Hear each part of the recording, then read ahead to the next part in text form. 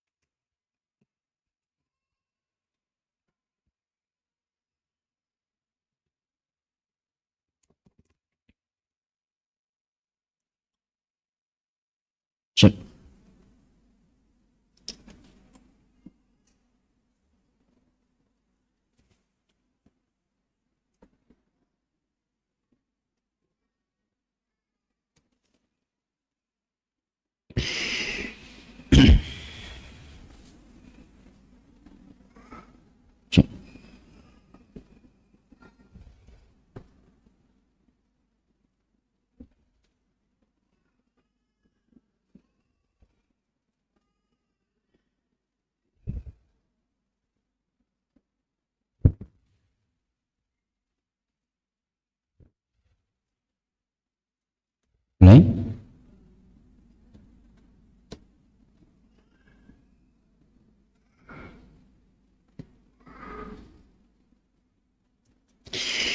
Bismillahirrahmanirrahim. Assalamualaikum warahmatullahi wabarakatuh.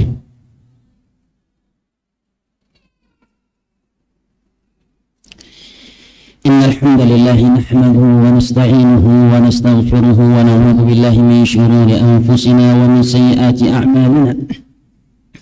Man yahdihillahu fala mudilla lahu wa man yudlil fala hadiya lahu.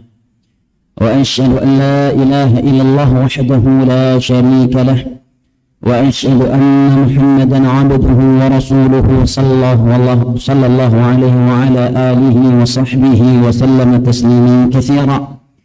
يقول ربنا جل جلاله في كتابه الكريم: يا أيها الذين آمنوا اتقوا الله حق تقاته ولا تموتن إلا وأنتم مسلمون.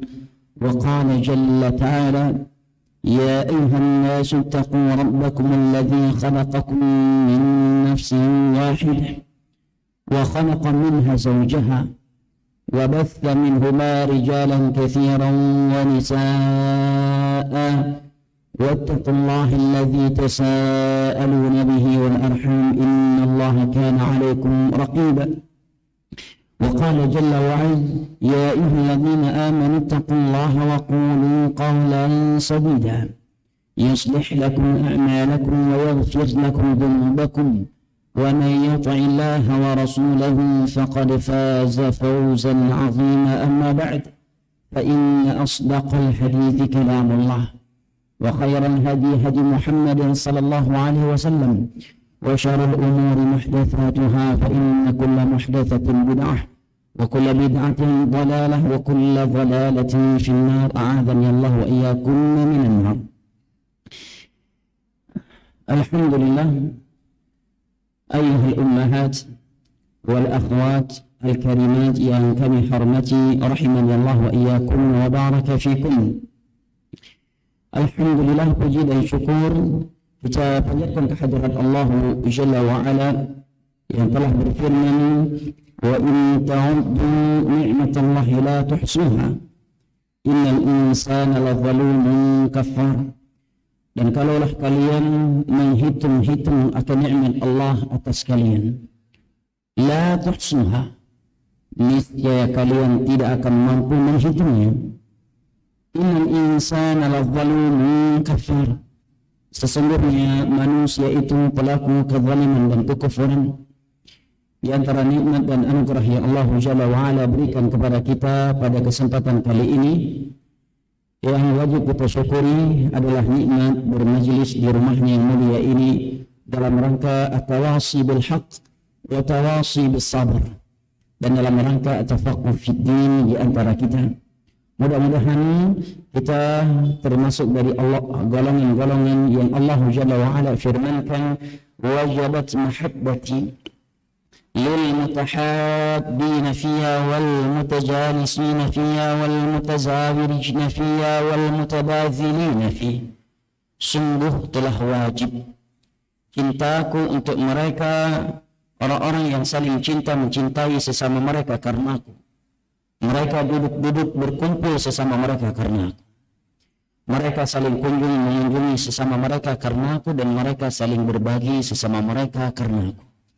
Mudah-mudahan kita juga termasuk dari golongan yang Allah Jalla wa'ala kecualikan di dalam firman yang tertera di dalam surat Az-Zukhruf, di mana Allah Jalla wa'ala berfirman: al-akhillau yawma idzin ba'dhum li ba'dhin aduwwun illa al-muttaqin. Seluruh orang-orang yang saling cinta mencintai di dunia ini akan saling bermusuhan di antara mereka pada hari kiamat kelak, kecuali mereka orang-orang yang bertakwa kepada Allah Jalla wa'ala, yang saling menuntun antara satu sama yang lain untuk bertakwa kepadanya ketika mereka bersaudara dan bersahabat di antara mereka. Ayyuhal ummahat wal akhwat al karimat yang kami muliakan, rahimani Allah wa iyyakum wa baraka fikum. Tentunya apabila kita telah bermajlis dan berkumpul seperti ini, maka sungguh tiada kebaikan pada majelis kita ini apabila kita tidak saling tawasi bil haqq wa tawasi bis sabr di antara kita. Allah Jalla wa Ala telah berfirman di dalam surat An-Nisa, la khaira fi katsirin min najwahum illa man amara bi sadaqatin aw ma'rufin aw islahin bainan nas. Sungguh tiada kebaikan pada kebanyakan majelis-majelis mereka, kecuali yang di dalamnya ada ajakan kepada hal yang ma'ruf, seruan kepada sedekah, dan perdamaian di antara manusia. Ayuhal akhwat wal ummahat al-karimat rahimani Allah wa iyyakunna wa baraka fikunna. Tiada sesuatu yang lebih mempereratkan persaudaraan dan persahabatan di antara kita selain daripada tawasi bil haqq wa tawasi bis sabr di antara kita. Di atas dasar inilah kita berloyalitas di antara kita. Allah Jalla wa Ala berfirman, wal mu'minuna wal mu'minatu ba'duhum awliya'u ba'd ya'muruna bil ma'ruf wa yanhauna 'anil munkar. Kaum mukminin dan kaum mukminat itu saling berloyalitas di antara mereka. Apa buktinya?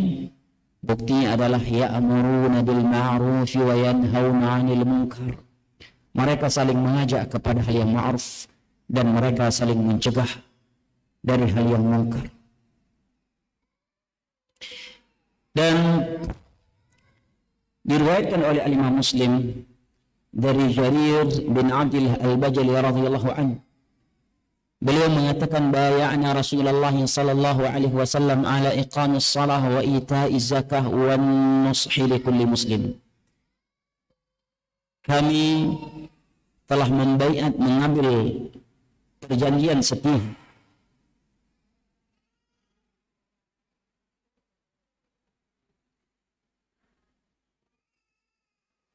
bay'ana Rasulullah sallallahu alaihi wasallam.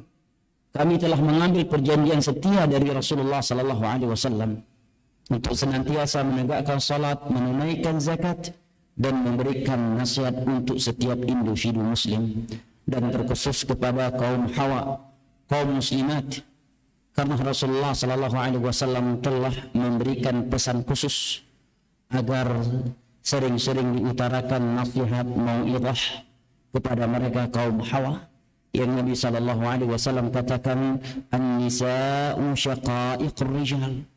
Kaum wanita itu adalah pasangan, adalah pendampingnya kaum laki-laki yang selalu membutuhkan wejangan dan arahan.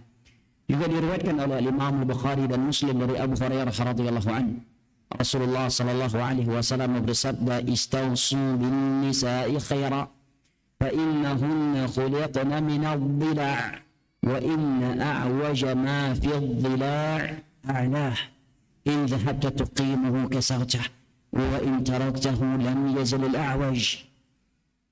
Istausu bin nisa'i khaira, bersungguh-sungguhlah kalian, sering-seringlah kalian memberikan pesan-pesan kebaikan kepada kaum wanita. Perintah dari Nabi sallallahu alaihi wasallam kepada umat ini untuk bersungguh-sungguh dan sesering mungkin memberikan arahan dan nasihat kepada kaum wanita. Fa innahunna khuliqna min adh-dhila'. Ini adalah realita kaum wanita yang diberitakan oleh Rasulullah sallallahu alaihi wasallam, dan seyogyanya mereka kaum wanita menjadi rendah hati dan menjadi tawadhu setelah mendengar hadis ini, sehingga lebih mudah tunduk, patuh, dan menerima nasihat walinya atau suaminya. Nabi mengatakan karena kaum wanita itu diciptakan dari tulang rusuk yang bengkok. Nah, ini berita dari Nabi sallallahu alaihi wasallam. Tentunya ini memberikan kepada kita banyak pelajaran. Yang pertama, agar seorang wanita itu tunduk, patuh, dan merendah diri kepada ayahnya, kepada abangnya, dan terkhusus kepada suaminya. Karena kalau wanita itu tidak diingatkan dengan pesan Nabi sallallahu alaihi wasallam, maka tak jarang kita melihat sebagian wanita bersikap tinggi terhadap suaminya. Apalagi kalau dia merasa dirinya lebih kaya daripada suaminya. Lebih dari itu, apabila dia merasa dan menganggap dialah yang memberikan nafkah rumah tangga. Dia yang memiliki gaji, dia memiliki pendapatan, dia wanita karir, sedangkan suaminya cuma sekedar tukang becak. Suami hanya pekerja asongan, atau bahkan mungkin suaminya sedang diuji oleh Allah Jalla wa'ala dengan ketidakadaan pekerjaan. Nah, maka sebagian wanita dalam kondisi yang seperti ini bersikap tinggi. Sikapnya dalam rumah tangga terhadap suaminya seolah agama ini memberikan tongkat kepemimpinan di tangan dia, bukan di tangan suaminya. Sehingga dengan mudahnya dia mengangkat suaranya kepada suaminya, bersikap tinggi, sering mengamel suaminya. Nah, dan justru suaminya yang harus sami'na wa ata'na kepada dia. Maka Nabi SAW mengingatkan, fa innahunna khuliqna min at-tin. Kaum wanita itu diciptakan dari tulang rusuk. Ini pelajaran pertama yang dapat dipetik dari hadis Nabi ini. Yang kedua, hadis ini juga sebagai peringatan keras kepada kaum laki-laki yang bersikap kasar dan keras atau kaku terhadap kaum wanita. Karena Nabi ibaratkan mereka, atau Nabi katakan mereka terciptakan dari tulang rusuk yang bengkok, dan yang paling bengkoknya adalah yang bagian atasnya. Maka ini arahan dari Nabi SAW kepada kaum laki-laki yang memimpin mereka, apakah dia sebagai seorang ayah, sebagai seorang abang, atau sebagai seorang suami, agar dia ingat bahwa Nabi telah memberitakan jauh hari bahwa kaum wanita itu siapapun dia terciptakan dari tulang rusuk yang bengkok. Maka hendaknya dia bersabar, berlapang dada, dan mendominankan sifat maafnya kepada kaum wanita. Oleh karenanya di akhir hadis tersebut Nabi mengatakan, in dhahabta tuqimuhu kasartah. Kalau kamu meluruskannya, maka dia akan patah. Wa in taraktahu lam yazalil a'wash. Tetapi kalau engkau biarkan, tidak kamu luruskan, maka dia akan semakin bengkok. Menjadi berat. Diluruskan patah. Dan kalau tidak diluruskan, maka akan semakin bengkok. Maka menyikapi mereka harus dengan sikap yang pertengahan. Tidak kaku keras yang menyebabkan mereka patah dan pecah sampai berkeping-keping, dan tidak pula membiarkan mereka di atas kebengkokan mereka, sehingga semakin hari mereka semakin bengkok dan na'udzubillah menjadi penghuni neraka yang Nabi kabarkan mayoritasnya adalah dari kaum wanita. Juga diriwayatkan oleh Al-Imam Al-Bukhari dan Muslim dari sahabat yang mulia Imran bin Husain radhiyallahu anhu, Rasulullah sallallahu alaihi wasallam bersabda, "Uritun idza aktsaru ahliha an-nisa." Telah diperlihatkan kepadaku neraka Allah, maka aku melihat mayoritas penghuni neraka itu dari kaum wanita. Ini adalah berita pahit dan fakta yang harus diterima oleh kaum wanita, bahwa mayoritas wanita di dunia ini adalah calon-calon penghuni neraka Allah. Maka ayuhal ummahat wal akhwat al-karimat yang kami hormati, rahimani Allah wa iyyakum wa baraka fikum, di hadapan Anda, di hadapan engkau hanya ada dua jalan, dan engkau harus memilih salah satu dari keduanya, dan kedua-duanya memiliki konsekuensi yang harus anti terima. Yang pertama adalah jalannya mayoritas kaum wanita di dunia ini. Di jalan tersebut, anti bisa lebih bebas, bisa sesuka dan semau anti, hidup tanpa aturan. Anti tidak perlu tahu menau terhadap isi syariat Allah. Anti tidak perlu terikat dengan aturan Allah Jalla wa'ala. Hiduplah sekehendakmu, semaumu, dan sekehendak hawa nafsumu, tetapi berujung dengan neraka Allah Jalla wa'ala. Sedangkan jalan yang satunya lagi, apabila anti memilihnya, maka anti akan merasakan perjalanan di perjalanan tersebut seperti menggenggam bara api. Jalan tersebut penuh dengan taburan duri, membutuhkan perjuangan, kesabaran yang amat kuat, membutuhkan jiwa yang lapang, jiwa pemberani. Di jalan tersebut mungkin anti akan dibuli oleh banyak orang, akan dikucilkan, bahkan diasingkan oleh keluarga besar anti sendiri.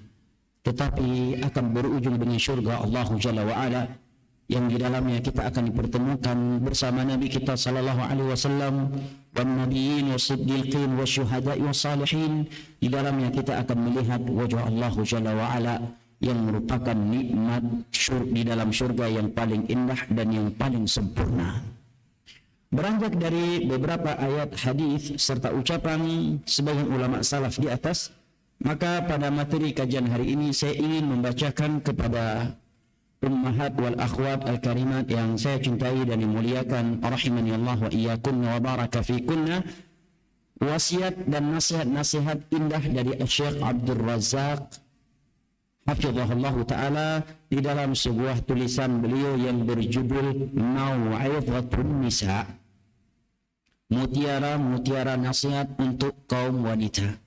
Maka mutiara-mutiara nasihat berikut ini bukan dari saya, karena saya tidak lebih berilmu dan tidak lebih bertakwa serta tidak lebih sempurna daripada ummahat wal akhwat yang mengikuti kajian ini. Tetapi wasiat-wasiat berikut ini adalah dari seorang ulama, seorang syekh, seorang profesor, dan salah satu dari guru yang mengajar di Masjid Nabawi. Di dalam sebuah tulisan beliau yang berjudul Mau'izatun Nisa, mutiara-mutiara nasihat yang indah untuk kaum wanita.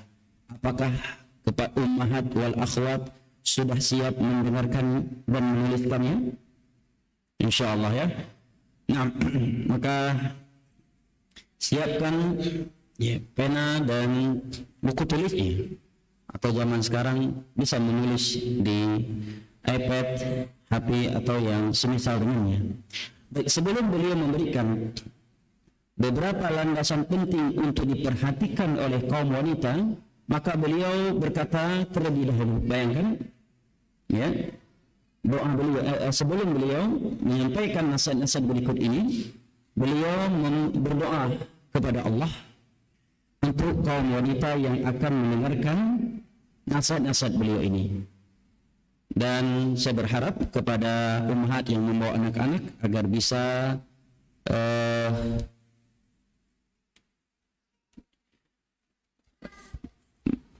mencari atau menempatkan anaknya yang membuat dirinya dan orang lain bisa menyimak kajian dengan fokus, dan minimal seandainya dirinya tidak bisa ikut kajian karena menjaga anak-anak, paling tidak anaknya tidak menjadi sebab orang lain atau semuanya juga tidak bisa ikut kajian. Ini hal yang perlu diperhatikan ya. Baik. 6. Syekh Abdul Razak mengatakan, ayyatuhai muwaffaqah, wahai muslimah yang semoga Allah berikan taufik kepadamu, tayyaballahu hayataka bil ilmi wal iman. Ini doa beliau yang pertama. Semoga Allah Jalla wa'ala indahkan kehidupanmu dengan ilmu dan iman. Doa beliau yang kedua untuk anti adalah wa tayyaba awqatika bit ta'ati wal ihsan. Semoga Allah berkahi waktumu dengan ketaatan dan perbuatan yang baik. Doa beliau yang ketiga kepada anti adalah wa tayyaba badanaka bisitri wal ihtisam. Semoga Allah Jalla wa'ala indahkan tubuhmu dengan hijab yang menutupi anggota tubuhmu yang ia ciptakan tersebut. Hadhihi wasiyatun uhdiha laki rajian min Allah subhanahu wa ta'ala an yanfa'aki biha. Berikut ini beberapa nasihat yang saya hadiahkan kepadamu dengan mengharap kepada Allah Jalla wa'ala, mudah-mudahan nasihat-nasihat yang aku hadiahkan berikut ini kepadamu bisa bermanfaat untukmu. wala siyama fi mawdhi'in anti fihi qudwatun fil khair wal istiqamah wat ta'ati lillahi tabaraka wa ta'ala. Dan terkhusus kepada anti, kata Syekh, yang berada di sebuah lingkungan di mana anti adalah suri tauladan dalam kebaikan, dalam istiqamah dan ketaatan kepada Allah sebagai seorang ustadzah, sebagai seorang pengurus penuntut ilmu agama, musyrifah, atau lebih dari itu sebagai seorang ibu untuk anak-anaknya. Kemudian beliau mengatakan, alaiki an tastash'ari ayyatuhal fadilah, wahai saudariku yang mulia, hendaknya engkau selalu menyadari anna ni'matallahi subhanahu wa ta'ala 'alaika bihadzal din 'azimatun wa minnatuhu 'alaika bil hidayati ilaihi kabirah. Ini ucapan yang seyogyanya anti catat dengan tinta emas. Ya, namun bagaimana anti akan mencatatnya dengan tinta emas sedangkan pulpen dan buku saja nggak dibawa? Nulis dengan HP juga kagak. Ya, nah mudah-mudahan ya tidak ada yang tidak tersinggung. Kata beliau, wahai saudariku yang mulia, seyogyanya engkau selalu sadar dan memahami bahwa nikmat Allah kepadamu dengan agama ini. Allah berikan kepadamu tauhid. Allah jauhkan engkau dari kesyirikan.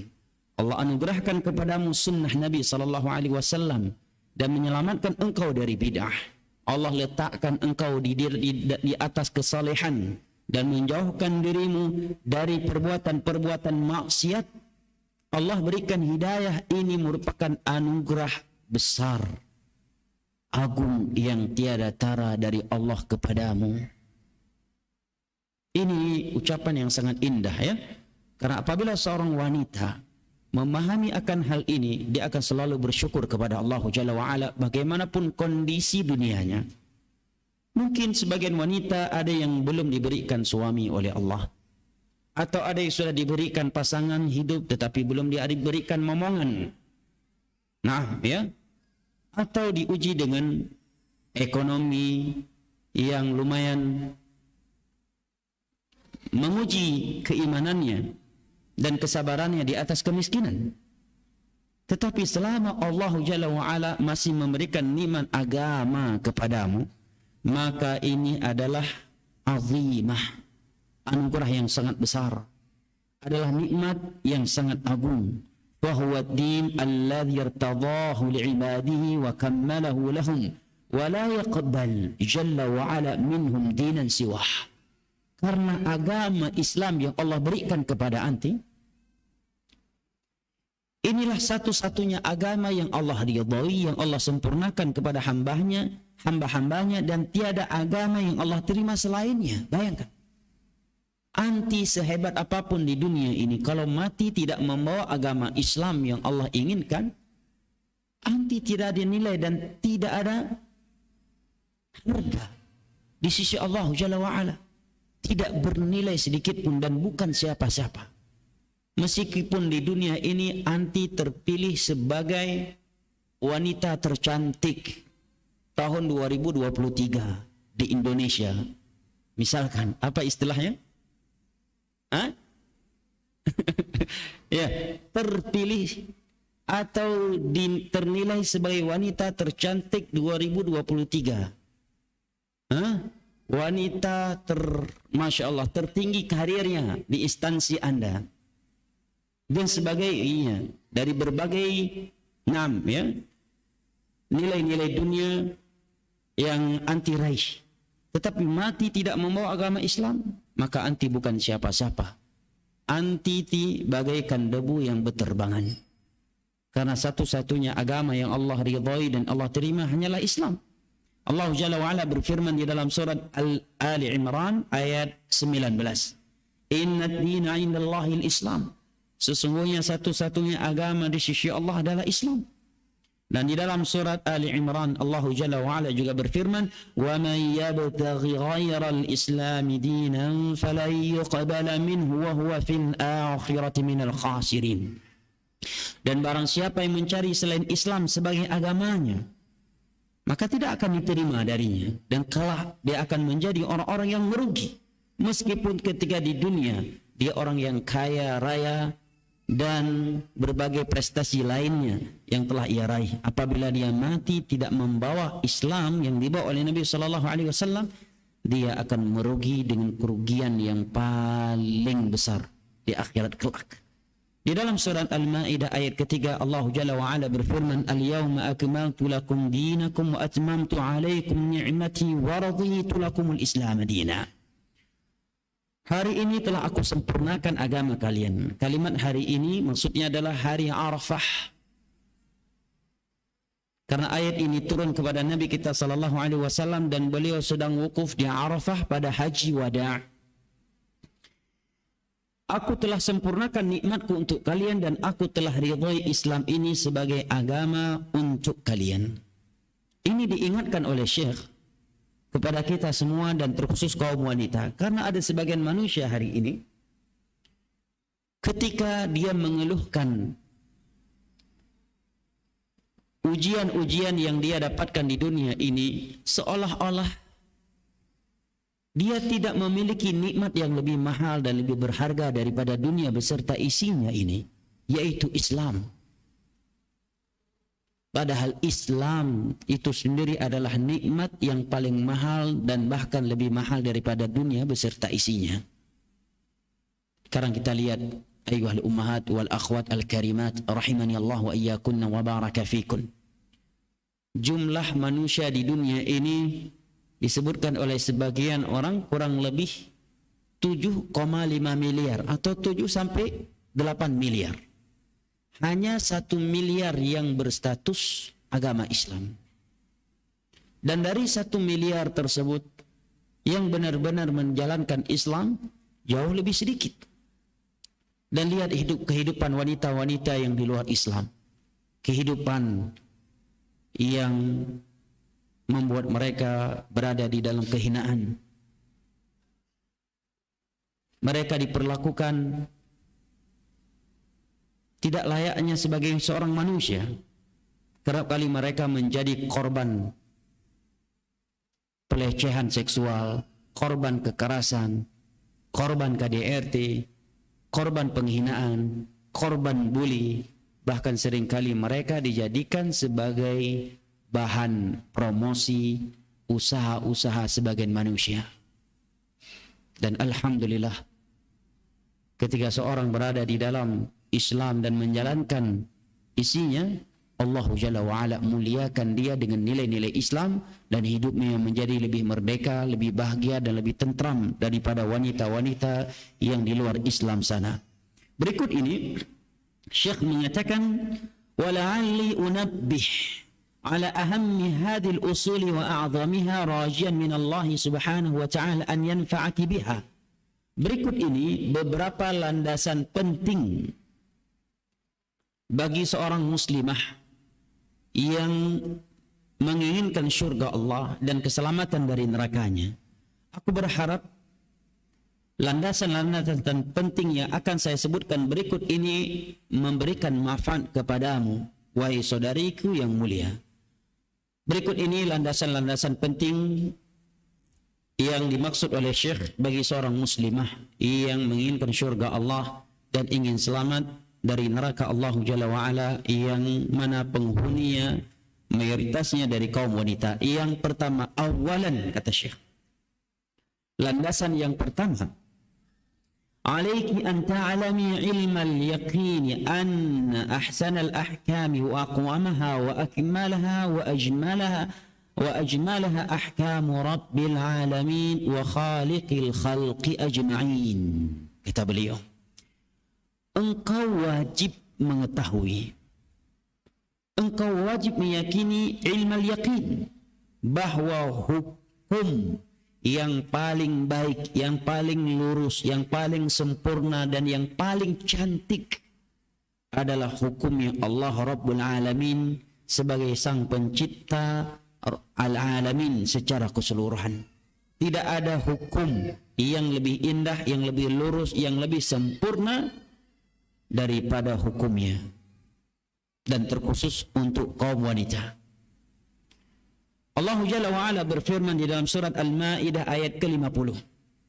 وَمَنْ أَحْسَنُ مِنَ اللَّهِ حُكْمًا لِقَوْمٍ يُوقِنُونَ.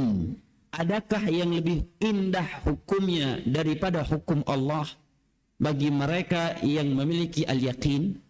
Adapun mereka yang tidak memiliki keyakinan keimanan, maka tidak akan meyakini bahwa hukum Allah sebaik-baik hukum dan sesempurna hukum untuk alam semesta ini. Allah Jalla wa'ala juga berfirman di dalam surat Al-A'raf ayat 87. Wa huwa khairul hakimin. Dan Allah Jalla wa'ala sebaik-baik hakim yang memberikan keputusan hukum. Allah Jalla wa'ala juga berfirman di dalam surat At-Tin, alaysallahu biahkamil hakimin. Bukankah Allah sebaik-baik pemberi hukum kepada alam semesta ini? Kalau ada yang bertanya, apa pentingnya seorang muslimah memiliki keyakinan yang seperti ini? Maka dijawab oleh Syekh, pentingnya seorang muslimah memiliki keimanan dan keyakinan yang seperti ini, ilmal yaqin, adalah فَإِذَا أَيْقَنَتِ الْمُسْلِمَةُ بِذَلِكَ لَمْ تَتَرَدَّدْ فِي قَبُولِ أَيِّ حُكْمٍ يَبْلُغُهَا مِمَّا حَكَمَ وَأَمَرَ بِهِ اللَّهُ جَلَّ وَعَلَى. Dia tidak akan pernah ragu untuk menerima hukum Allah apa saja yang sampai kepadanya. Apakah yang berbentuk perintah yang harus ia realisasikan, ataukah yang berbentuk larangan yang harus ia tinggalkan. Tidak akan ada keraguan sedikit pun di dalam hatinya untuk menerima sami'na wa ata'na terhadap hukum Allah tersebut. Tidak dengan mereka kaum wanita yang tidak memiliki keyakinan yang seperti ini. Jangankan hukum yang itu berat bagi keumuman wanita, sesuatu yang itu memelihara kehormatannya dan menjaga dirinya dari kezaliman manusia saja dia enggan menerimanya. Hanya sekedar jilbab panjang, ya, belum diarahkan kepadanya ayat-ayat dan hadis-hadis tentang cadar, baru sekedar jilbab, sebagian mereka sudah berat menerimanya. Baru sekedar salat 5 waktu yang disampaikan kepadanya, sebagian wanita sudah merasa berat menerimanya. Baru dilarang dari perbuatan zina, belum lagi dari pintu-pintu zina selainnya, baru diarahkan kepadanya larangan berzina, sebagian wanita sudah berat menerimanya.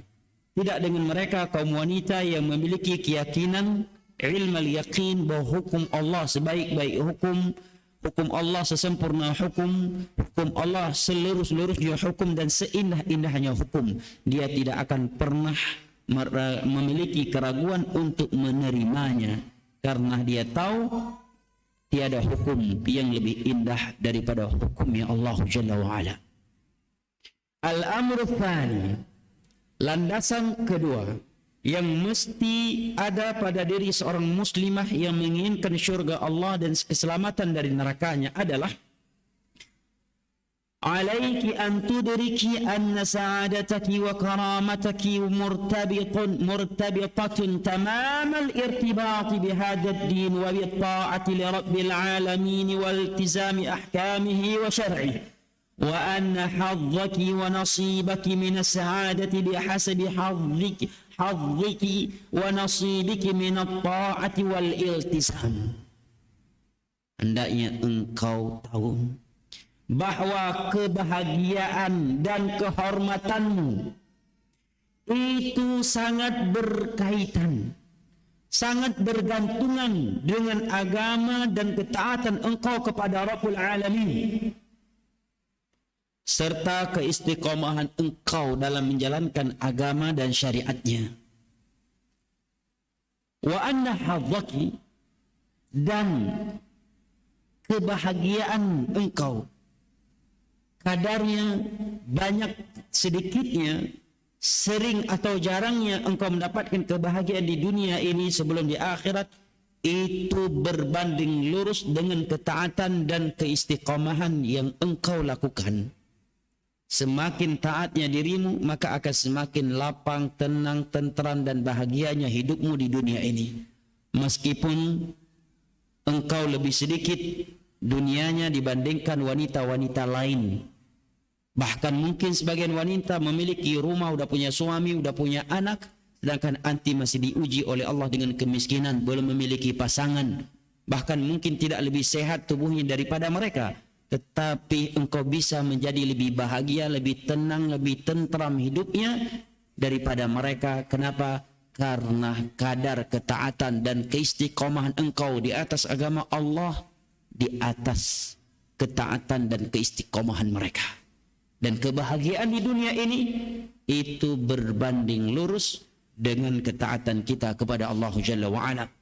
Beliau menyebutkan ayat dari surat An-Nisa ayat 31. Allah berfirman, "In tajtanibu kaba'ira ma tunhauna 'anhu nukaffir 'ankum sayyi'atikum wa nudkhilkum mudkhalan karima." Seandainya kalian menjauhi dosa-dosa besar yang terlarang, maka kami akan menghapuskan dosa-dosa kecil kalian. Kami akan masukkan kalian ke dalam pintu-pintu kemuliaan. Kalimat mudkhalan karima, ke dalam kebahagiaan di sini kata para ulama mencakup kebahagiaan kemuliaan dunia, akhirat, alam barzakh dan akhirat kelak. Apabila seseorang menjauhi larangan-larangan Allah, istiqamah di atas agamanya. Nah, dan itu terlihat betapa banyak wanita, walaupun dia kaya, dia cantik, jelita, punya pasangan hidup dan luar biasa dunianya, tetapi karena dia tidak menjalankan agama Allah, di dunia saja mereka sudah terlihat hina dan terhinakan. Nah, karena maksiat-maksiat yang mereka lakukan. Allah Jalla wa'ala juga berfirman di dalam surat Asy-Syams, "Qad aflaha man zakkaha wa qad khaba man dassaha."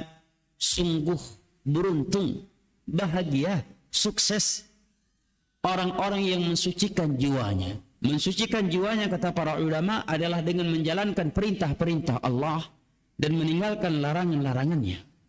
Dan perintah Allah yang paling besar adalah tauhid. Sebagaimana larangan Allah yang paling keras adalah syirik. Wa qad khaba man dassaha, dan sungguh telah hina, telah hancur, telah rugi orang yang mengotori jiwanya dengan kesyirikan, kebid'ahan atau maksiat. Nah, sampai-sampai sebagian mereka Allah hinakan di dunia sebelum akhirat. Dia diperlakukan oleh kaum laki-laki dengan cara-cara yang menghinakan dan menghilangkan kehormatannya. Subhanallah. Sampai-sampai sebagian mereka, na'udzubillah min dzalik, ya, setelah hamil di luar nikah kemudian ditelantarkan, atau sebagian mereka ketika sudah dihamili oleh sebagian laki-laki kemudian dibunuh lagi oleh mereka. Na'udzubillah min dzalik. Nas'alullah as-salamah wal afiyah. Nah, na'udzubillah min dzalik. Maka Syekh katakan, kadar kebahagiaanmu di dunia ini, di alam barzakh dan di akhirat kelak, itu berbanding lurus dengan ketaatan engkau kepada Allah Jalla wa'ala. Jangan berharap akan bahagia di dunia ini, apalagi di akhirat nanti, kalau kita tidak taat dan istiqamah di atas agama Allah Jalla wa'ala. Di dalam surat An-Nahl ayat 79, Allah Jalla wa'ala berfirman, "Man 'amila salihan min dzakarin aw untha wa huwa mu'min falanuhyiyannahu hayatan thayyibah wa lanajziyannahum ajrahum bi ahsani ma kanu ya'malun." Barang siapa yang beramal saleh, dia lelaki ataukah wanita, dan dia memiliki iman yang benar, akidah yang lurus, maka benar-benar kami akan memberikannya kehidupan yang indah di dunia, di alam barzakh dan di akhirat kelak. Dan kami akan membalasnya dengan sesuatu yang lebih baik dari apa yang ia perbuat. Di dalam ayat ini Allah Jalla wa'ala menjanjikan dua hal. Seandainya kita tidak memiliki kecuali dua hal ini dari Allah, maka itu sudah cukup sebagai sumber kebahagiaan dunia dan akhirat kita. Allah menjanjikan dua hal kepada siapa saja yang memiliki iman yang benar, akidah yang lurus, dan memiliki amalan yang saleh. Dan tentunya suatu amalan itu dikatakan saleh apabila memenuhi dua syarat. Ikhlas karena Allah ketika melakukannya dan sesuai dengan petunjuknya Rasulullah sallallahu alaihi wasallam ketika menerapkannya. Kemudian Allah tegaskan dia laki-laki ataukah wanita. Allah tidak mengatakan dia harus kaya atau miskin, dia pejabat ataukah bukan. Laki-laki maupun wanita.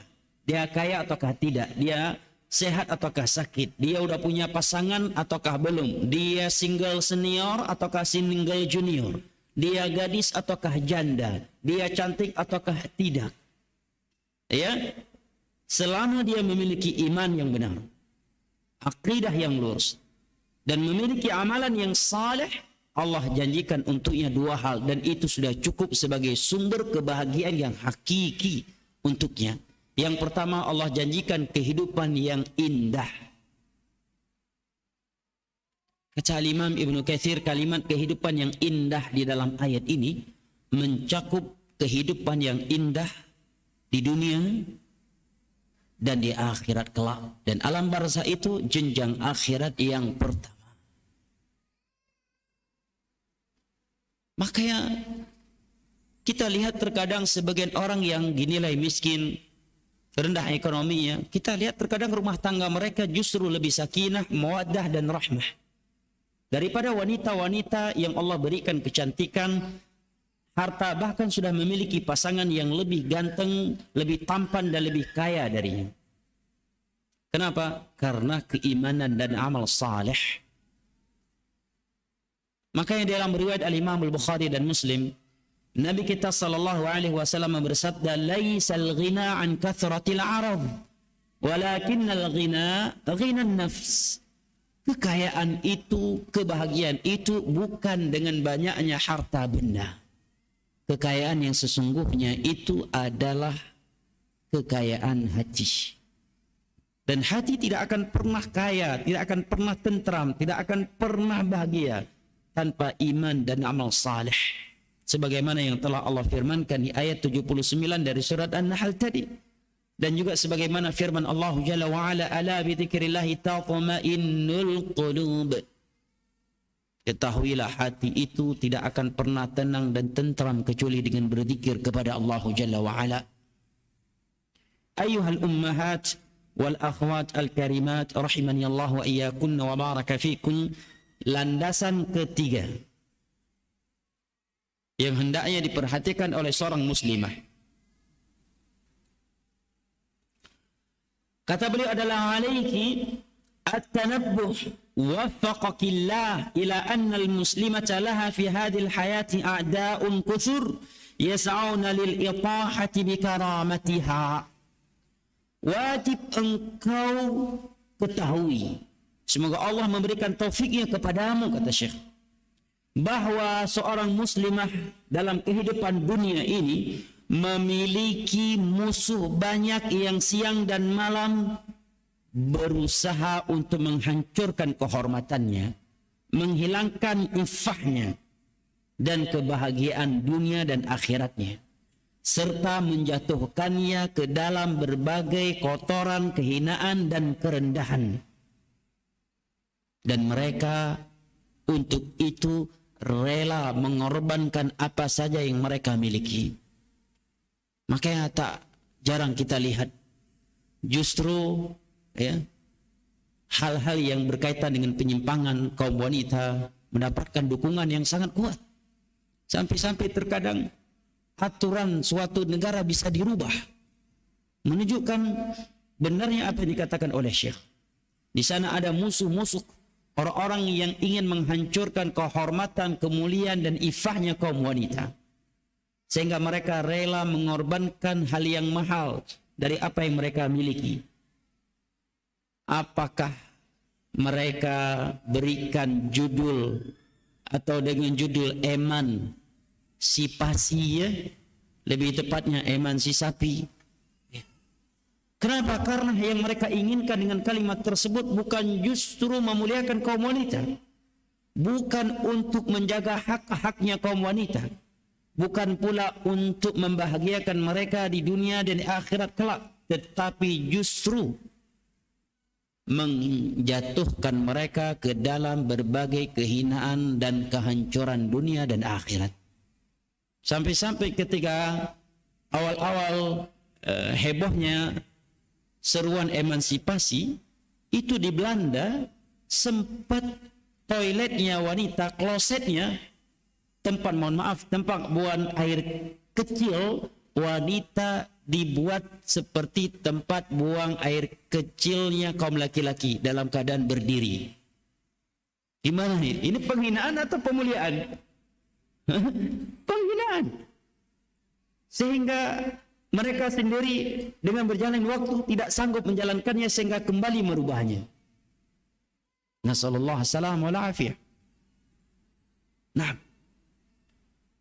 mereka wajibkan wanita harus bekerja, sehingga wanita-wanita yang tidak bekerja atau dengan istilah lain sebagai ibu rumah tangga dianggap wanita-wanita yang tidak berkarir. Padahal itulah karir yang paling indah dan paling mahal. Islam tidak mewajibkan wanita bekerja, tapi bukan berarti melarang, ya.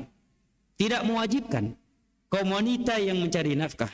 Tetapi Islam hanya mewajibkan seorang suami yang mencari nafkah. Ini sebagai bentuk pemuliaan dan kasih sayangnya Islam kepada kaum wanita. Karena bayangkan loh, wanita itu sudah 9 bulan lamanya dia mengandung bayi kita, mengandung bayi di dalam perutnya. Selama 9 bulan tersebut dia merasakan berbagai kesakitan, berbagai ketersiksaan. Dia harus mengontrol makanannya, mengontrol minumannya. Dia tidak bebas bergerak ke sana dan kemari, bahkan dia tidak bebas tidur. Setelah itu dia melahirkannya. Sebagian mereka rela mengorbankan nyawanya untuk mengeluarkan bayinya. Sebagian mereka harus berlumuran darah, harus merobek salah satu dari sudut anggota tubuhnya tersebut.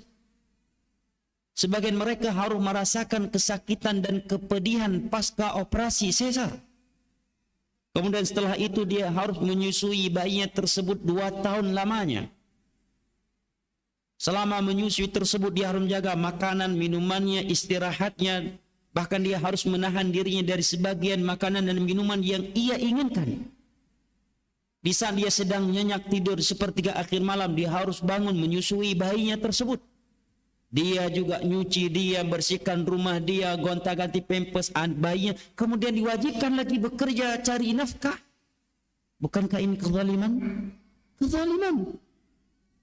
Makanya seandainya wanita itu bekerja, kata para ulama, dan dia punya uang, uangnya itu tidak boleh disentuh 1% pun oleh suaminya, kecuali dengan izin darinya. Misalkan ini suami gajinya dalam sebulan cuma 2 juta, si istri gajinya 20 juta, maka yang berkewajiban membeli rumah, bayar sewa rumah, beli beras, beli minyak, beli kebutuhan rumah itu si suami, si istri tidak berkewajiban untuk itu semuanya. Tapi kalau dia melakukannya, itu adalah kebaikan darinya, dan tentunya yang baiknya dilakukan, Bu. Ya, baiknya dilakukan dan dia berikan. Ya. Apabila kepada manusia saja kita bersedekah dengan harta kita, apalagi kepada anggota keluarga kita sendiri. Tetapi kita sedang membahas sisi bagaimana Islam memuliakan kaum wanita. Sekarang justru dianggap ketika wanita itu tidak diperbolehkan kerja oleh suaminya, dianggap suaminya itu tidak emansipasi. suaminya itu mengekang, tidak memuliakan, tidak memberikan kebebasan, tidak adalah suami yang mendiskriminasikan istrinya, kan sudah terbalik.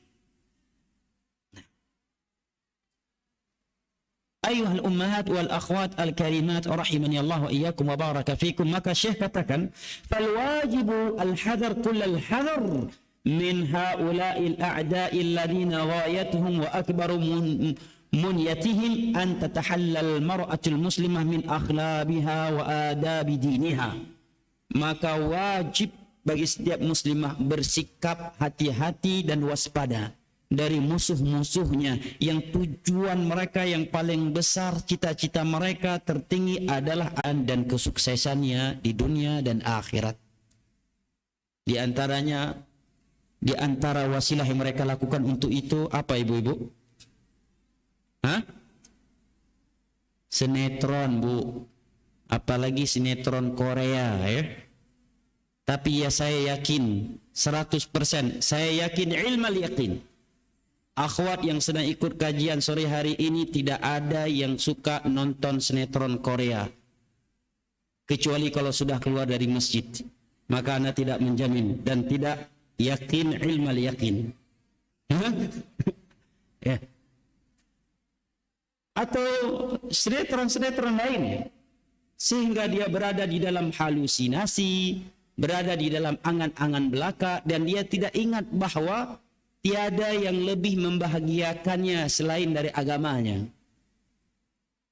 Rumah tangga yang dibangun di atas iman dan amal saleh, insya Allah akan lebih membahagiakan anti daripada kebahagiaan yang dipertontonkan oleh film-film sinetron atau sinetron Korea. Nah, itu semuanya dusta.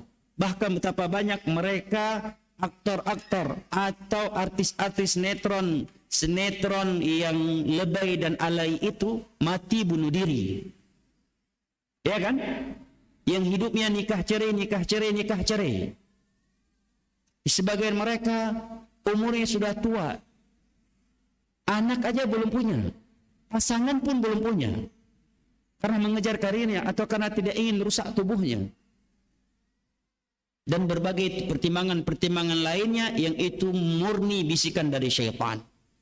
Rumah tangga yang dibangun di atas iman dan amal saleh jauh lebih sakinah, mawaddah dan rahmah daripada yang digambarkan oleh sinetron-sinetron Korea. Karena Nabi SAW bersabda, "Laisal hub mithlan nikah."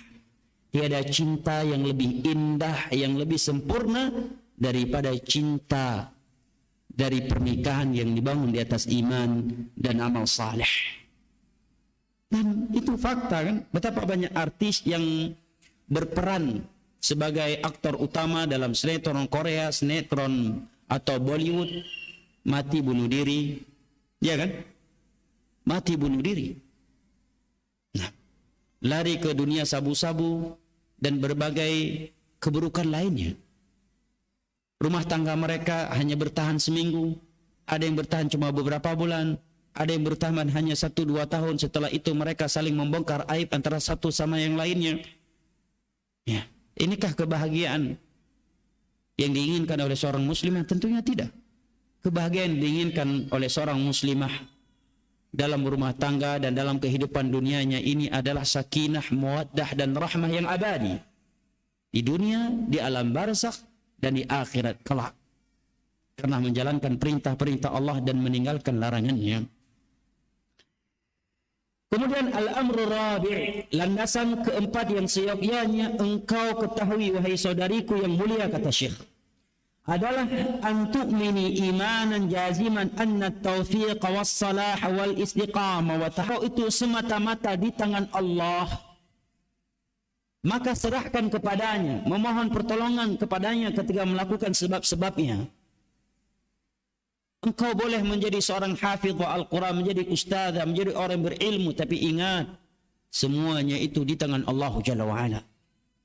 Hanya Allah yang mampu membuat kita menjadi orang yang saleh atau salihah, menjadi hamba yang benar-benar beriman, dan memiliki kemuliaan. Maka pasrahkan semua itu kepada Allah Jalla wa'ala, dan jangan sekali-kali tertipu dan bersandar kepada secuil daripada ilmu dan amal yang kita miliki. Jangan. Apalagi dengan dunia, ya. Bukan berarti kalau saya pasti bahagia karena saya punya kekayaan, uang cash saya jadi bank kurang lebih 2 miliar, masa nggak bisa bahagia hidup ini? Terlalu sombong. Jangankan dengan dunia, dengan perkara akhirat saja kita nggak boleh tertipu. Nggak boleh kita tertipu dengan ilmu dan amalan saleh kita. Oh, nggak mungkin saya nggak bahagia, nggak tenang hidup saya. Orang saya sholat selalu kok, saya selalu menjaga sholat malam, saya selalu umrah, saya selalu haji, saya penghafal Al-Quran, saya ustadzah. Lah, apabila dengan nilai-nilai agama kita tidak boleh tertipu dan merasa pasti akan bahagia, pasti akan mulia, dan pasti akan sukses, apalagi dengan perkara dunia. Sebagian wanita seperti itu, karena dia merasa kaya, seolah-olah dia nggak akan mungkin miskin. Ya, saya punya uang cash miliaran, aset saya yang bisa saya jual juga miliaran. Bahkan ada sebagian wanita sikapnya membuat laki-laki berpikir 1000 kali untuk menikahinya. Jangan dikira tidak ada. Bayangkan loh. Terkadang seorang wanita diberikan kecantikan itu justru ujian untuknya dan menjadi sebab lelaki tidak berani menikahinya. Benar nggak? Dia diberikan kecantikan luar biasa dan diberikan kekayaan yang luar biasa. Ya. Kemudian umurnya sudah lanjut, ditambah lagi punya sifat yang tinggi dan sombong. Laki-laki mana yang berani menikahinya? Kalau laki-laki yang kaya dan tampan nggak mungkin cari dia, ya kan? Nggak butuh kepada hartanya. Nah, dia akan mencari wanita-wanita yang lebih muda, yang lebih cantik, ya, walaupun nggak kaya. Kalau laki-laki miskin, dia nggak akan berani maju menikahinya. Kenapa? Karena melihat dirinya miskin. Nggak mungkin ini wanita mau sama saya. Maka tak jarang wanita kalau dia sombong, dia tinggi, walaupun cantik, apalagi nggak cantik, walaupun cantik,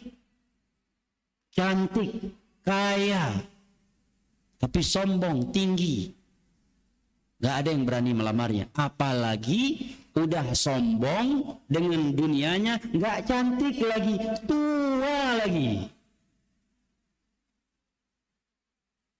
Mana ada yang berani melamarnya?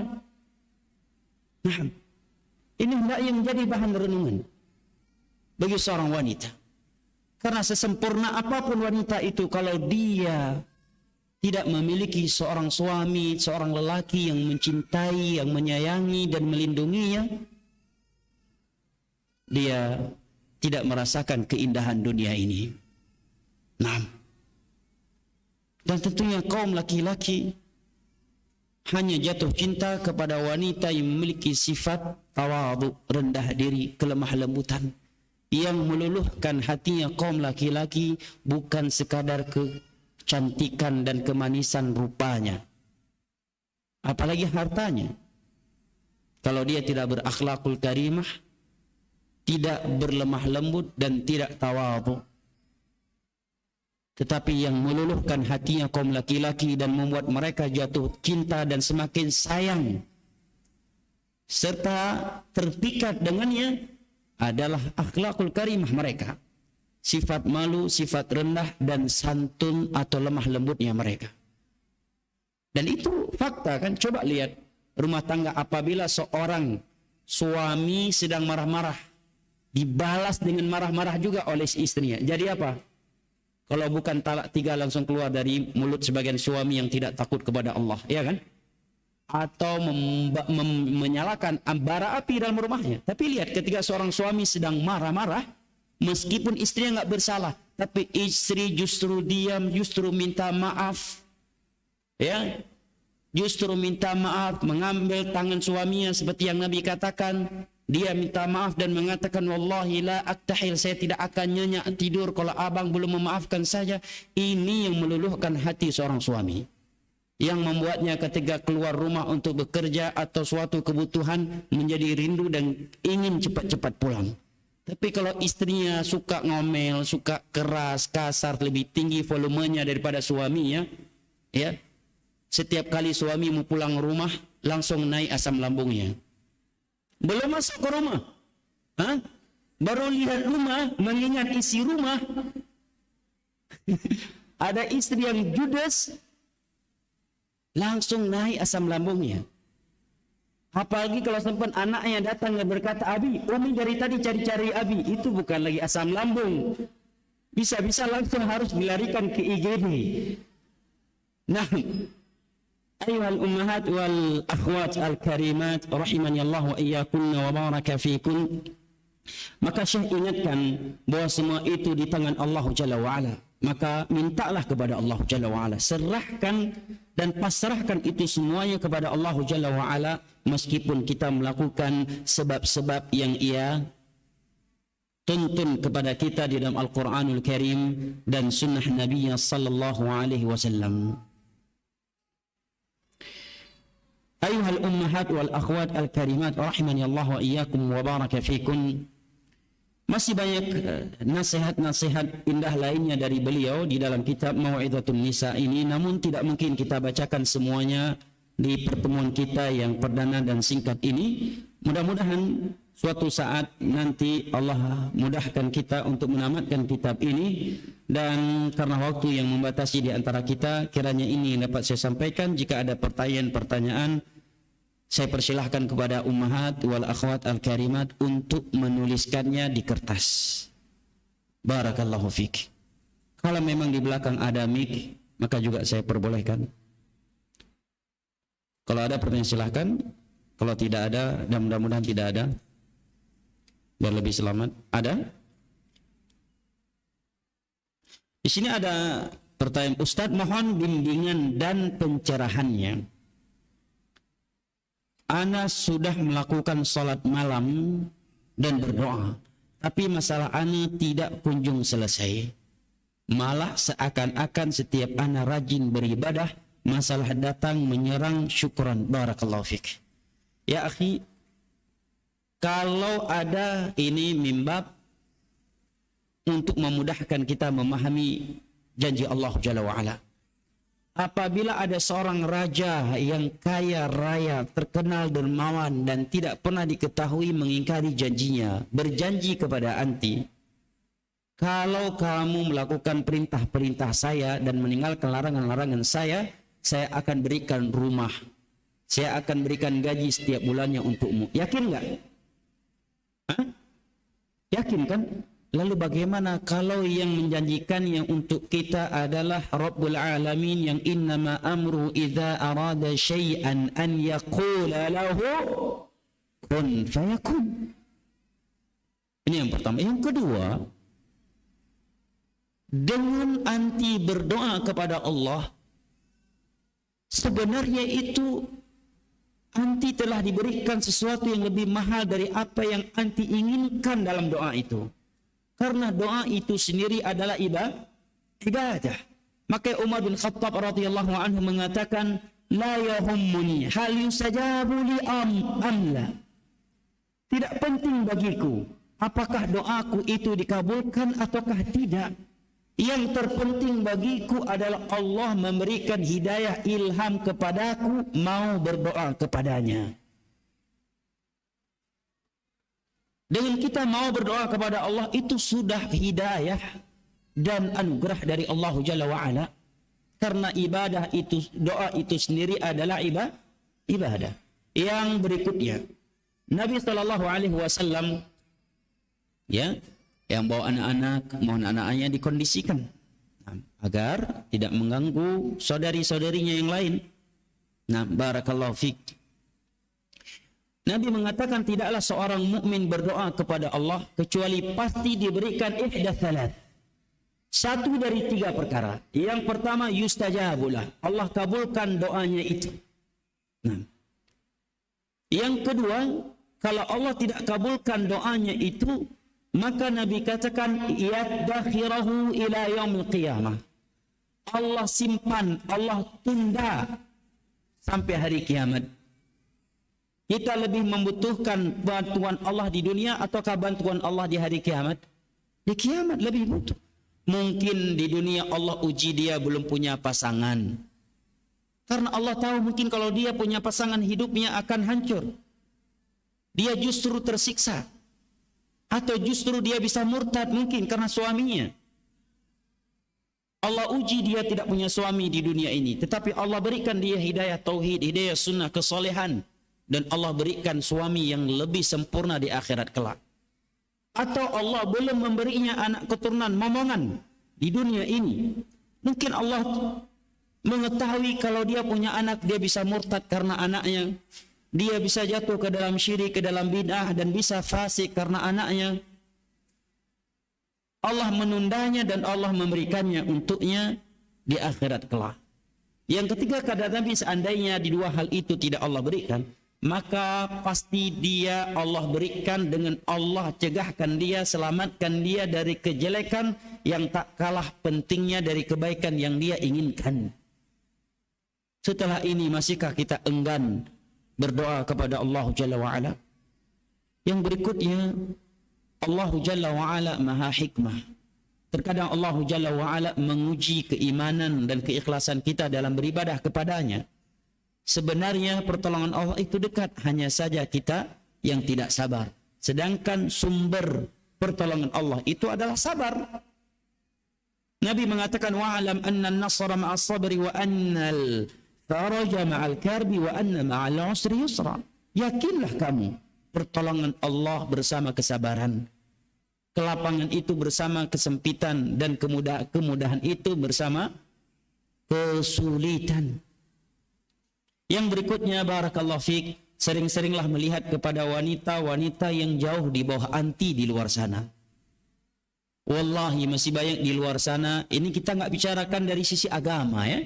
Seandainya anti diuji dengan perkara dunia, belum diberikan suami, belum diberikan rumah, tidak diberikan kesehatan yang sempurna, lihatlah di luar sana ada wanita-wanita yang jauh di bawah anti dari sisi dunianya, belum lagi dari sisi agamanya. Dan Nabi SAW bersabda, unzuri ila man huwa unzuru ila man huwa asfala minkum wa la tanzuru ila man huwa fawqakum dzalika ajdaru an la tazdaru ni'matallahi 'alaikum. Melihatlah kepada orang-orang yang di bawah kalian.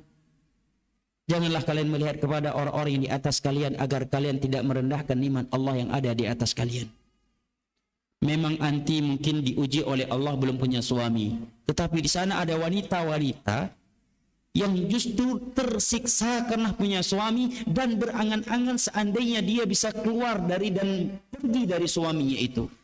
Setiap hari dia ditampar, ditendang, bahkan sebagian wanita ada yang dipaksa oleh suaminya untuk menjual dirinya. Kalau tidak maka diancam, dibunuh.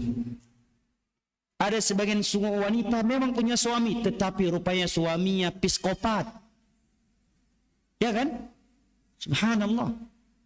Ada sebagian wanita sudah hamil di luar nikah kemudian dibunuh lagi oleh laki-laki yang telah menzinainya.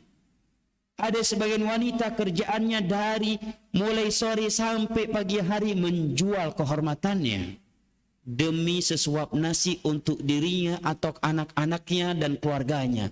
Tentunya itu bukanlah alasan yang dibenarkan. Ada sebagian wanita semenjak lahirnya sampai hari ini masih terbujur kaku di atas ranjang rumah sakit, diserang tumor, diserang kanker, lumpuh, stroke. Nah, ada yang diuji oleh Allah kanker payudara dan yang lain-lainnya. Lebih dari itu adalah mereka yang tidak diberikan iman dan amal saleh. Barakallahu fiik.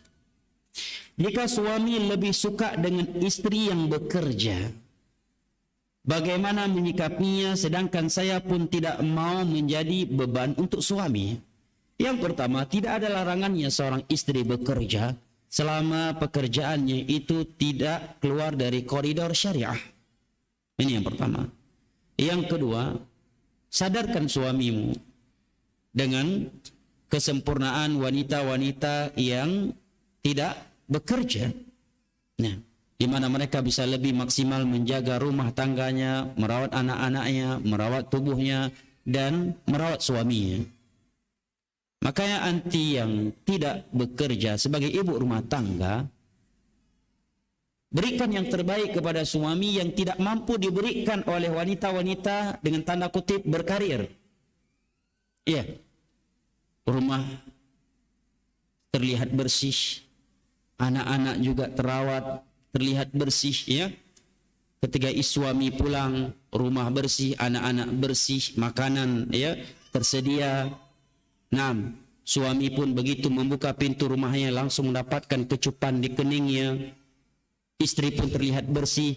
Ini masalahnya, udah dia sebagai ibu rumah tangga, tidak banyak waktunya di luar rumah, tetapi setiap kali suaminya pulang dalam keadaan suaminya sudah melihat wanita-wanita cantik di luar rumahnya, pas pulang ke rumah, penampilan istrinya selalu seperti kuntilanak yang sudah berumur 85 tahun, hanya dengan dasternya itu yang sudah bertahun-tahun, dasternya yang serbaguna tersebut, ya, daster itu untuk masak, juga untuk nyapu, juga untuk nyiram bunga, juga untuk tidur bareng suami.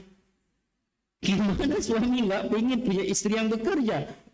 Karena wanita yang sering bekerja itu terlihat dengan lipstiknya yang warna-warni, ya, dengan wajahnya yang menor-menor, sudah seperti permen nano-nano, ya, dengan pakaiannya yang wangi, tubuhnya yang mengundang perhatian, meskipun kalau dia ke rumah itu wanita juga seperti kuntilanak.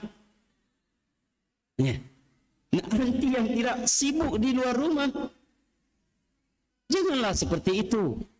Ya, hanya selalu dengan dasternya yang serbaguna tersebut. Udah bertahun-tahun itu daster nggak dibuang-buang dengan alasan enak banget dipakai.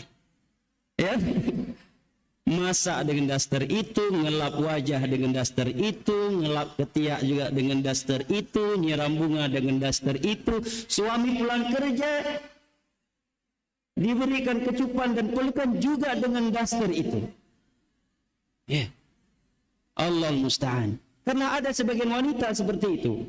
Kalau ketika keluar rumah bekerja atau diajak jalan-jalan sore atau diajak pergi ke walimahan kepada oleh suaminya, langsung mandi, pakai make up, pakai lipstick, ya, Masya Allah.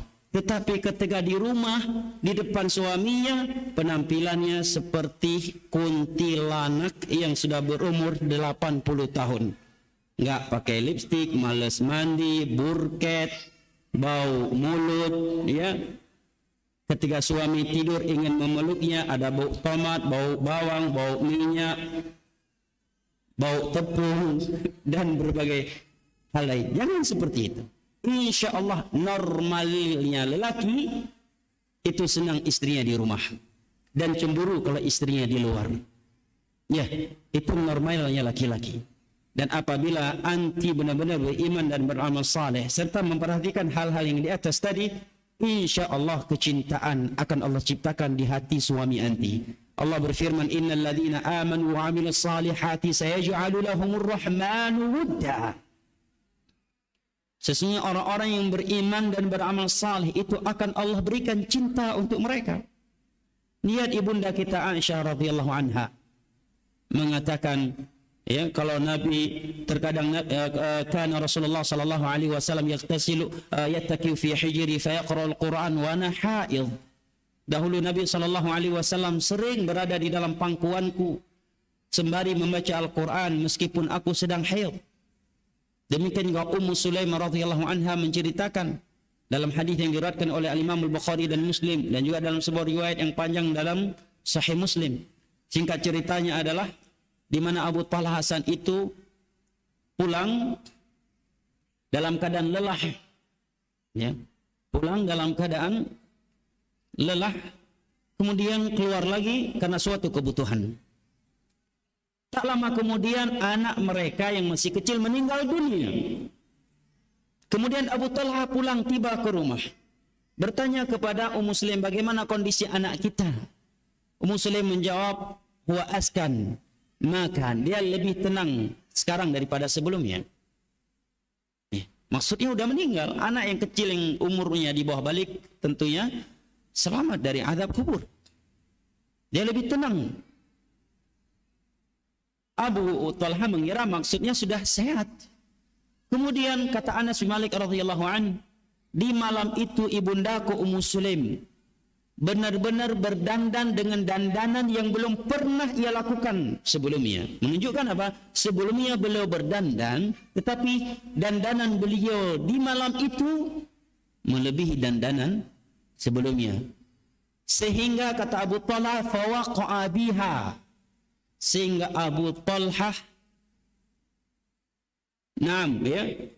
melakukan hubungan pasangan suami istri dengannya. Kenapa? Karena istri sedang berdandan bersih, wangi.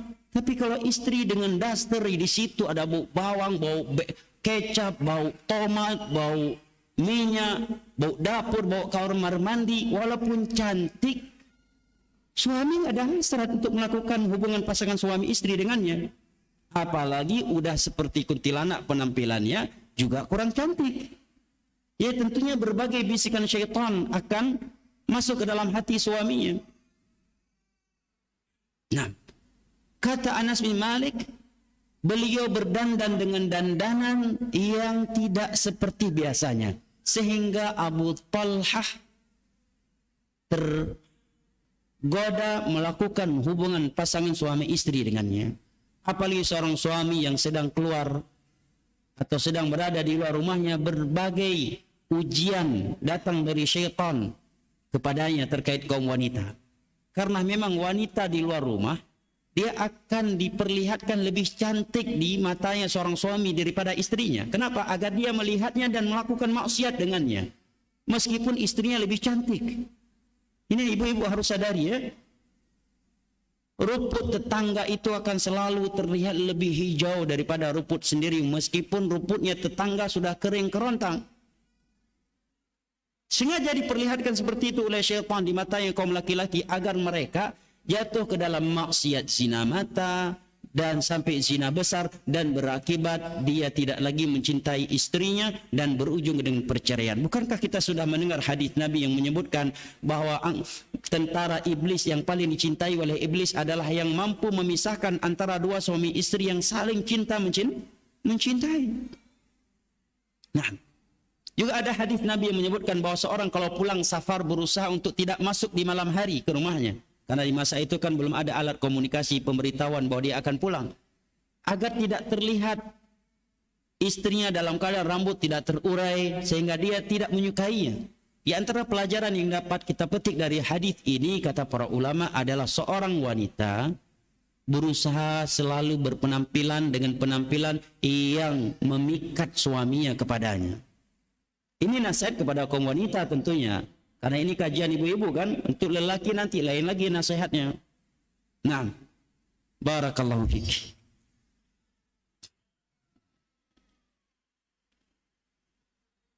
Ustaz, saya seorang pekerja di salah satu rumah sakit. Saya bingung karena tempat saya bekerja itu bercampur antara ikhwan wal akhwat di dalam satu ruangan yang sama. Saya sudah meminta secara khusus kepada pimpinan agar terdapat penghalang, tetapi sampai saat ini belum terakomodir. Bagaimana sikap saya seharusnya? Jam kerja saya pagi sampai jam 4 sehingga mau tidak mau harus berinteraksi. Saya belum berani untuk resign karena orang tua tidak ridho kalau saya berhenti. Jazakallah khair. Ini memang sesuatu yang menimpa kita semua ya. Untuk ikhtilat ini tidak hanya di rumah sakit, akhi, ukhti. Anti di depan Ka'bah pun mengalami ikhtilat sekarang. Bukan berarti ini alasan membenarkan ikhtilat ya. Karena dari pertanyaan saudari kita ini menunjukkan beliau sudah paham hukumnya ikhtilat. Dan kita bukan sedang menjelaskan hukum ikhtilat. Itu sesuatu yang sudah ma'ruf ya, muharram. Kita di Mekah ikhtilat. Kita masuk ke Tower Zamzam ikhtilat. Kita naik lift ya, pulang dari Masjidil Haram untuk ke kamar hotel ikhtilat. Sebuah musibah yang sudah sangat sulit untuk kita jauhi hari ini. Nah, tapi seandainya suami anti mengizinkan untuk resign, maka ini yang terbaik. Tetapi sebagian wanita, anak tahu, dia memang ingin resign, tapi dia melihat ada maslahat besar yang sangat besar dengan dia bekerja dengan uang yang dia dapatkan dari hasil pekerjaan tersebut. Dia sebagai tulang punggung ibunya dan adik-adiknya yang sedang dia biayahi sekolahnya. Nah, maka jujurlah dengan Allah. Seandainya anti jujur dengan Allah, Allah akan bukakan berbagai pintu kebaikan untuk anti. Allah berfirman, "Falau sadaqullah lakana khairan lahum." Seandainya mereka jujur dengan Allah, maka Allah akan bukakan berbagai pintu kebaikan untuk mereka. Yang paling tidak meminimalisirkan, selalu bertakwa kepada Allah. Jangan lupa ya zikir setiap kali keluar rumah, bismillah tawakkaltu 'ala Allah la haula wala quwwata illa billah. Jangan lupakan zikir pagi sore ya. Jagalah ibadah kepada Allah dan sering-seringlah baca Al-Quran atau mendengar merotal di tempat anti bekerja. Semoga Allah Jalla wa'ala menjaga anti dari berbagai kejelekan. Bolehkah membuka jasa dekorasi lamaran, pernikahan atau akikah, sedangkan dalam acara yang masih bercampur baur wanita dan laki-laki? Kalau ditanya dengan pertanyaan yang seperti ini, tentunya jawabannya tidak boleh, karena adanya ikhtilat antara laki-laki dan kaum wanita, kecuali itu sesuatu yang tidak terelakkan. Kaidah umumnya adalah wa ta'awanu 'alal birri wat taqwa wa la ta'awanu 'alal itsmi wal 'udwan. Saling tolong menolonglah kalian di atas kebajikan dan janganlah kalian saling tolong menolong di atas perbuatan dosa dan permusuhan. Pertanyaannya umum, ya. Maka jawabannya umum. Ya. Tetapi seandainya jasa ini membuka pintu-pintu kejelekan ya, terhadap panitianya, apalagi biro, jodoh dan semisal dengannya ya. Apabila itu menjadi pintu kejelekan terhadap para panitia dan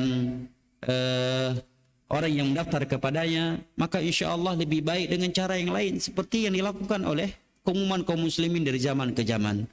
Kita perkenalkan dia dengan seorang wanita, kemudian dia nazar, ya, kemudian setelah nazar dia khidbah kepada walinya, setelah itu baru walimah. Nah, di zaman dahulu tidak ada jasa lamaran, tapi terlamar banyak wanita, ya kan? Hari ini banyak aplikasi lamaran, tapi banyak yang tidak dilamar. Kan? Ya. Zaman dahulu nggak ada aplikasi biro jodoh, tapi mereka dilamar dan dinikahi. Hari ini betapa banyak biro jodoh dan semisal dengannya, tetapi tidak terlamar-lamar. Nah, karena jodoh itu rezeki dari Allah. Dan kita bertakwa kepada Allah pasti akan datang. Wallahu ta'ala alam misal. Tapi kalau aman ya dari pelanggaran agama Allah Jalla wa'ala, maka hukum asal sesuatu itu adalah kebolehan al-ibahah. Kiranya ini yang dapat kita kaji, karena sudah masuk waktunya salat maghrib. Kita cukupkan sampai di sini, lebih dan kurangnya saya mohon maaf.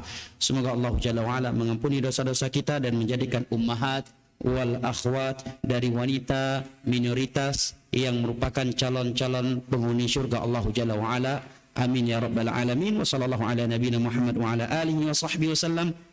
Wa akhiru da'wana anil hamdulillahi rabbil alamin. Wassalamualaikum warahmatullahi wabarakatuh.